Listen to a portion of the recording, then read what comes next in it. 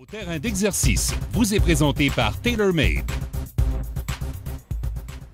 Quand une balle est collée au semi-rough, aux abords du verre, on est dans une position délicate. Et bizarrement, mieux est entretenu le parcours, plus difficile sera le coup. En fait, celui-ci ne s'analyse pas comme un chip ni comme un pot. Il convient de le traiter comme un mélange des deux. Comme première piste de solution, je vous conseillerais d'y aller avec la pointe du poteur. Pour décoller la balle du rough qui entoure le verre, il faut en premier modifier de la façon dont on tient le poteur. Il faut faire en sorte d'orienter le bout du fer droit à l'endroit où on veut frapper la balle, c'est-à-dire sur son équateur. Le coup doit être court, net et précis, comme un coup de marteau frappé en plein centre de la balle. Vous verrez que l'herbe arrière ne nuira pas et c'est là la raison de l'utilité de ce coup.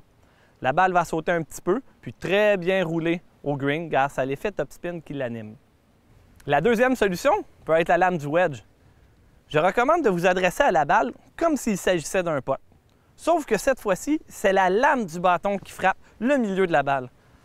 Prenez aussi le même grip que lorsque vous potez. Vous allez avoir une meilleure maîtrise des coups et empêcher une action excessive de vos poignets. Les mains doivent être en avant, tout comme votre poids aussi, légèrement sur votre côté avant.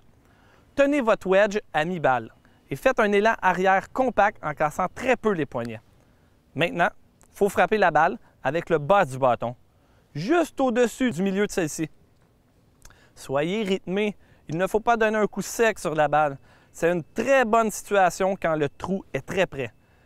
Si c'est frappé dans le milieu de la balle, celle-ci va rouler exactement comme un pot.